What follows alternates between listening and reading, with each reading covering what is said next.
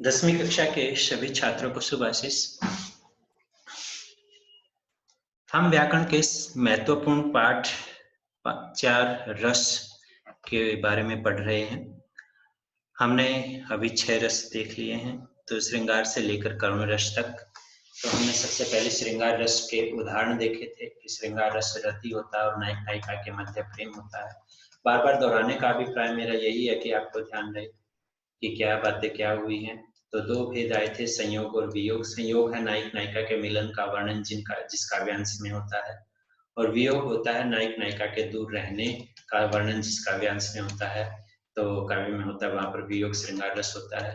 इसके बाद हास्य रस आया था। किसी काव्य के पढ़ने से जो हमें हंसी आती है, यानी जो लगता है कि ये हास्यप्रद है, तो उसको हम जो है हास्य रस में लेते हैं। इसके बाद वीर रस, यानी उत्साहित करने की बात आई थी, तो दान वीरता भी, दया वीरता भी हो सकती है, और युद्ध की बातें भी हो सकती हैं। तो तीनों बातें हो सकती हैं, तो वीर रस होता है।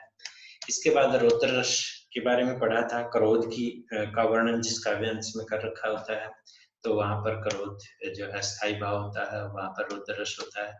डर जहां पर दिखाया गया है काव्य में, तो वहां पर जो है भयानक रस होता है। और उसके बाद जहां पर शोक, पीड़ा या दुख का वर्णन किया गया है, वहां पर क्या होता है, करुण रस होता है। अब हम आते हैं आज के चैप्टर पर कि आज का जो हमारा भाग है 7वां, विभत्स रस की बात यहाँ पर की गई है।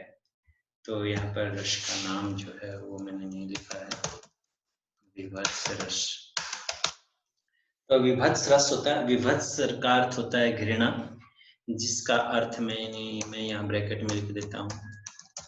घृणा करना किसी चीज से, यानी जब हम कोई चीज, ऐसी गंदी वस्तु जिसको देखते ही हमारा मन जो है उससे छी करने को, यानी उससे हटने को कहे, और जिसको देखना भी हमारे लिए जो है मुनासिब ना हो, अच्छा ना लगे जो देखने से भी, तो ऐसी चीजें ऐसी घृणित हो। जैसे खाने पर बहुत सारी मक्खियां बैठी हैं, ऐसा हमें उससे गलानी जो होती है, घृणा अथवा गलानी, मैं यहाँ पर लिख देता हूँ ताकि आपको समझ में रहे कि ये क्या है।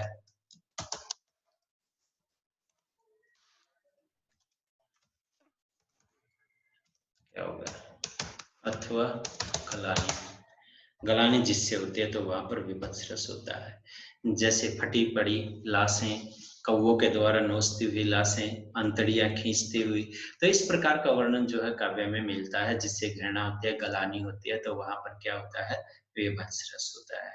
तो जैसा कि इसमें लिखा है कि घृणित वस्तुओं को देखकर या सुनकर जुगुप्सा, जुगुप्सा इसका स्थायी भाव होता है, जिसका अर्थ घृणा ही होता है। ये ध्यान रखना है, थोड़ा सा मुश्किल है, जुगुप्सा। और घृणा के भाव हमारे मन में आते हैं, वहीं पर विभत्स रस कहलाता है। गंदी और घृणित वस्तुओं के देखने से घृणा का भाव जो है पुष्ट होता है, यह रस वहीं से उत्पन्न होता है। जैसे हाथ में घाव थे 4, थी उनमें मवाद भरमार। मवाद का अर्थ होता है जैसे खून जो है, जहां पर जो घाव हो जाता है और वहां से मवाद पीली पीली जो बहती रहती है, जिसको यदि देखे तो व्यक्ति जो है गलानी आने लगे घाव में से, ऐसे मवाद बहता हो, जिसको गाद आदि बहुत सारे कुछ शब्दों से प्रयोग किया जाता है। तो मक्खी उस पर भिनक रही थी, यानी उन गांवों पर मक्खी बैठी थी, कुछ पाने को टूट पड़ी थी। मक्खियों के बारे में कुछ उसमें से खींच खाने के लिए, उसी आग से कोरूट, और उसी गंदे आग से जिससे चोट लगी, घाव है, मवाद बह रहा है, और उसी आग से जो है कोर खा रहा है, तो घृणा से मेरा मन भर जाता है, यानी ऐसा देखकर घृणा से मेरा मन भर जाता है। तो ये घृणा की बात है जो देखी नहीं जाती है ऐसी, और हमारे मन के अंदर गलानी उत्पन्न होती है ऐसे देखकर। तो यहाँ पर क्या है, हमारा विभत्स रस होता है। स्थायी भाव जुगुप्सा होता है, आश्रय जिसके मन में घृणा हो रही है वो व्यक्ति, आलंबन जो घाव किसके कारण घृणा उत्पन्न हुई है, घावों के कारण, और जो मवाद बह रहा है उसको देखकर, और जो मक्खियां भिन भिन आ रही है उनको देखकर हमारे मन में घृणा उत्पन्न हुई है, तो वो आलंबन होता है। किसके सारे हमारे मन के अंदर घृणा के भाव आए। उदीपन, उद्दीपन यानी क्या कर रहा है वो, उन मवाद से जो युक्त हाथ है उससे भोजन करना जो दिखाई दे रहा है। अनुभाव, ऐसे देखते ही हमारे नाक मुंह सिकुड़ जाते हैं, थूकते हैं हम, क्योंकि हमारा मुंह जो है गंदगी से भरा महसूस होता है, जबकि हमने कुछ ऐसा खाया नहीं या देखा नहीं मक्खियों को देखकर। और जो संचारी भाव हमारे अंदर क्या हो जाता है, हम उससे गला निकल लेते हैं, अर्थात मुंह कर लेते हैं गलान करके। तो ये इसके महत्वपूर्ण अंग हैं। जब भी जुगु विभत्स रस की बातें आती हैं तो ये आता है। तो बाकी उदाहरण बाद में देखेंगे, अभी नेक्स्ट पे जाते हैं, जुगु अद्भुत रस पे जाते हैं। अद्भुत रस आश्चर्य होता है, अद्भुत का अर्थ हमें पता है, तो आश्चर्य उत्पन्न होना ही अद्भुत रस की उत्पत्ति होती है कि हम कोई ऐसी चीज देख लें जो ऐसा लगे कि अरे ये कैसे हो गया, असंभव को विसंभव बनता हुआ देख लेते हैं, तो वहां पर क्या होता है, अद्भुत रस होता है, आश्चर्य होता है। अखिल भुवन चर अचर सब अरि मुख में लखी मातु, चकित भय गदगद वचन विकसित पुलकातु। यानी पूरे के पूरे संसार को, चर अचर यानी जो निर्जीव है या जीव है, सबको अरिमुख में यानी भगवान के मुख में लखी मातु, माता ने देखा। लखी का अर्थ देखना होता है। तो माता ने सारे संसार को के निर्जीव जीव सबको भगवान के मुख में देखा। यानी जब श्री कृष्ण ने बचपन में मिट्टी खा ली थी, तो माँ ने मुंह खुलवाने के लिए कहा था कि मुंह खोलो, कि दिखाओ तुमने मिट्टी खाई है। तो उस मिट्टी को देखने के लिए जब यशोदा ने कहा था, तो कृष्ण ने जब अपना मुंह खोला था, तो उसमें सारे संसार को, निर्जीव जीव सबको हरि के मुख में देखा। और चकित भई गदगद वचन, और आश्चर्यचकित हो गई और प्रसन्नता पूर्वक वचनों से विकसित दीर्घ पुलकातु, और अपने दीर्घ शाखों को विकसित फैला लिया। पुलकातु प्रसन्नता से फैला लिया। कार्य है मिट्टी नहीं, इसमें तो पूरे सारे के सारे ग्रह ही समाहित हैं, तो इसका मतलब ये आश्चर्य था।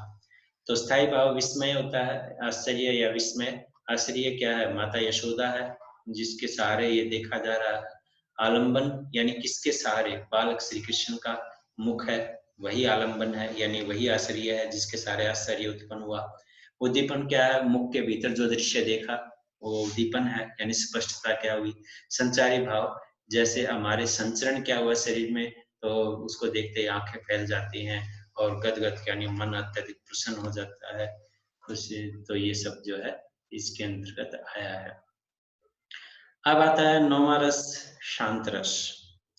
किसी काव्य को, कहानी को पढ़ने से, सुनने से चित्त कोई और अन्य अवस्था में नहीं जाता है, यानी शांत अवस्था में ही रहता है। यानी ना तो उसको आश्चर्य लगता है, ना उसको डर की बातें उसको आती है, ना उसमें करुणा की बातें आती हैं, ना उसमें कोई रति या प्रेम दर्शाया गया है, ना उसमें कोई हास्य है, केवल शांत है। तो ऐसे काव्य को पढ़ने से जो केवल चित्त शांत ही अवस्था में रहता है, तो वहां पर शांत रस होता है। जैसे भारत भूमि का, प्रकृति का वर्णन कर दिया, बादलों का वर्णन कर दिया, बादल गरजो, ऐसी बातें कह दी, तो वहां पर जो है शांत रस ही होता है। एक उदाहरण दे रखा है कि अब लो न साने अब नशे हो, अब न नशे हो, राम कृपा भव निशा सिरानी, जागे फिर न नशे हो, पायो ना चारु चिंतामणि, उर करते न खसे हो, श्याम रूप सुनि रुचिर कसोटी, चित कंचन ही कसे हो, पर बस जानी हस्यो इंद्रिय निज बस हवे न हसे हो, मन मधुकर पन करे तुलसी, रघुपति पद कमल बसे हो। तो यहाँ पर जो है, जो बात कही गई है, वो राम की कृपा के वर्णन किया गया है कि किस प्रकार जो है राम की कृपा इस संसार में दिन रात जो है हमारे ऊपर होती है, और फिर कोई संसार में उसको नहीं डस सकता या नुकसान नहीं पहुंचा सकता, और जो राम का नाम पा लेता है उसको किसी प्रकार की चिंता नहीं रहती है। तो ये यहाँ पर देखो, शांत रस और भक्ति रस में इतना ही अंतर होता है। तो इसमें भी वैसे तो वर्णन राम का भले ही किया गया हो, लेकिन यहाँ पर राम के गुणों का बखान किया गया है, ना कि वहां पर भक्ति की बात की गई है।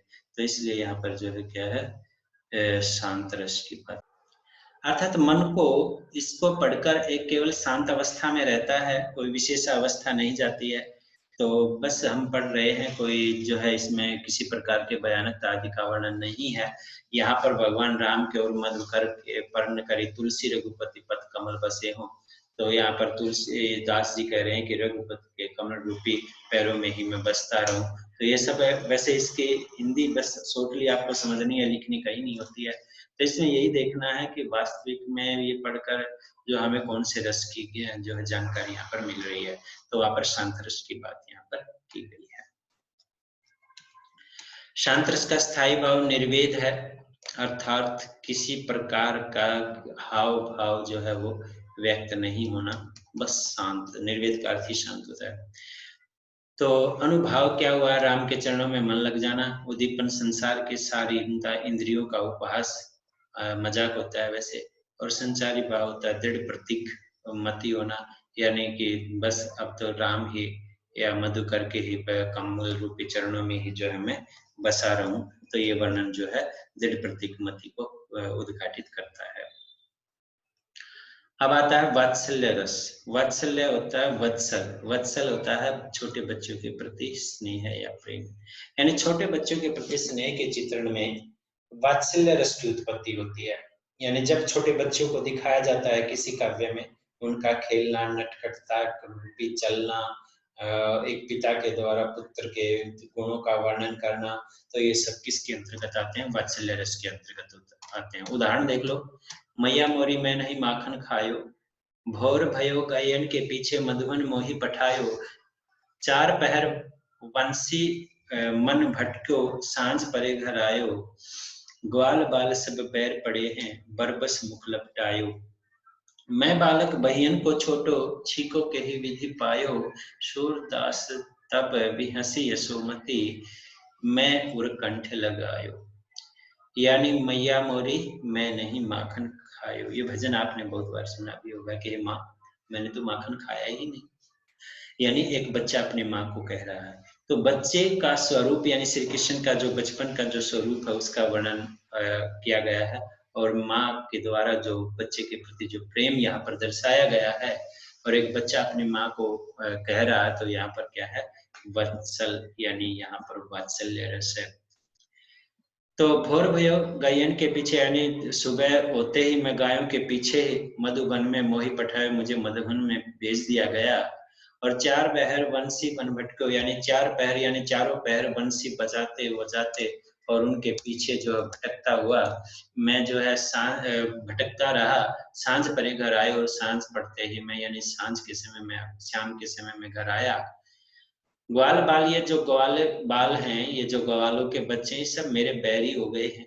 बरबस मुख लपटाए, मेरे तो बलपूर्वक मेरे मुख पर जो है मक्खन जो है वो लगा दिया है, मैंने नहीं खाया है। मैं बालक बहियन को छोटे, मेरी तो छोटी छोटी भुजाएं हैं। छीको के ही विधि पायो, मैंने किस प्रकार मैं छीके को पाऊंगा। छीका होता है एक जो पहले मटकी रखी जाती थी मक्खन की ऊपर छत को बांध के उसमें, तो उसको छीका बोलते थे। सूरदास तब भी हंसी, यानी सूरदास जी कहते हैं कि तब भी हंसी, विशेष प्रकार की हंसी, यानी व्यंग्यात्मक हंसी, यानी माता जानती है किसी ने माखन खाया है, फिर भी वो हंस देती है और उसको अपने गले से से लगा लेती है। तो यहाँ पर बच्चे और माँ का प्रेम जो है वत्सलता को जो उद्घाटित करता है। तो इसलिए यहाँ पर क्या है? वत्सल यानी वात्सल्य रस है। तो स्थायी भाव वत्सल है। आश्रय कौन है? माता यशोदा। आलंबन कौन है? श्री कृष्ण, क्योंकि ये जो है सहारे किसके हुआ है? श्री कृष्ण के सहारे ये जो भाव जो हुए हैं बच्चे के प्रति। उद्दीपन क्या होता है कि कृष्ण के मुंह पर लगा हुआ जो मक्खन है, इससे पता लग रहा है कि कृष्ण ने मक्खन खाया है। अनुभाव, यशोदा के मन में शंका है कि कहीं इसने खाया या नहीं खाया, तो ये अनुभव है, क्योंकि मुख पे श्री कृष्ण कह देते हैं कि तुम बलपूर्वक जो है मेरे मुंह पे लगाया गया, मैंने माखन खाया नहीं, मेरी तो भुजाएं छोटी हैं। तो मन में शंका होती है, संचारी भाव होता है। यशोदा अंत में क्या होती है? खुशी हो जाती है, प्रसन्न हो जाती है, हर्षित हो जाती है। और मैया मोरी मैं नहीं माखन खायो, यहाँ पर श्री कृष्ण का मना नहीं करना है, ये यहाँ पर मैंने ही माखन खायो ये शब्द है। तो मैं नहीं, फिर भी माँ जो है शंका में है, पता नहीं बच्चा मना कर रहा है या हाँ कर रहा है।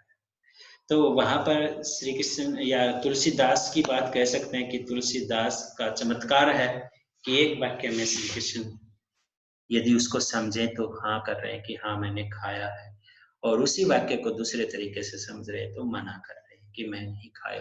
तो ये तुलसीदास के वाक्य का चमत्कार है कि मैया मोरी मैंने ही माखन खायो, मैंने ही माखन खायो, मैंने ही माखन खायो, यानी मैंने ही माखन खाया, मैंने ही माखन खाया।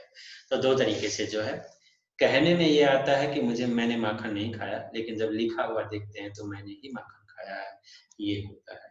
तो यहाँ पर तो चलो ये तो मैंने वैसे ही बता दिया विशेष, यहाँ पर एक बच्चे का प्रेम दिखाया गया है और माता और बच्चे के अंदर जो वत्सल है इसके कारण वात्सल्य रस है। अब आते हैं, वैसे आपके उसमें 9 ही रस का वर्णन है, लेकिन भक्ति रस और अद्भुत रस दोनों भयानक, ये भयानक और अद्भुत एक रस के अंतर्गत आते हैं, लेकिन दोनों अलग-अलग हैं आपके सिलेबस में।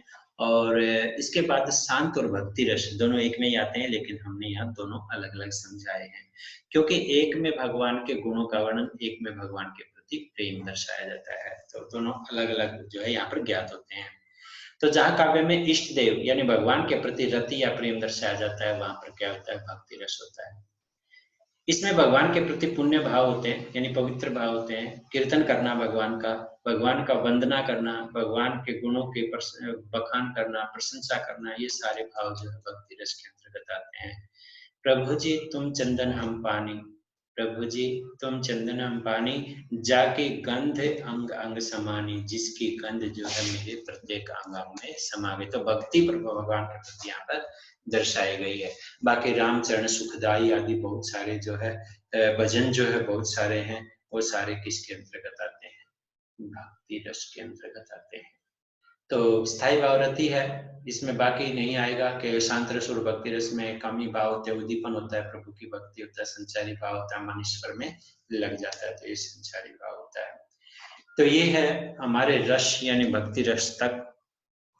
आज हमने जो है रस 7वें रस से लेकर 11वें रस तक, तो 4 रसों के बारे में हमने जो है आज सीखा है। 5 रस के बारे में हमने देखा है कि क्या-क्या है। तो इन रसों के आपको जो उदाहरण हैं और इनके भाव, अनुभाव, आश्चर्य हैं, संचारी भाव हैं, ये सब आपको याद कर लेने हैं। आज इतना ही रखते हैं, क्योंकि ज़्यादा नहीं, फिर परसों देखते हैं इनके उदाहरण बहुत सारे, और तब समझते हैं कि रस की उदाहरणों के माध्यम से हम कितना समझ पाते हैं। तो विशेष क्या आपको स्थायी भाव याद रखना है, और इन रसों की परिभाषाएं पता होना चाहिए कि भक्ति रस कौन सा होता है, कौन रस कौन सा होता है, ये सब आपको लिखने और याद कर लेने हैं। तो ओके, आज यहीं तक रखते हैं, बाकी हम जो है परसों देखते हैं।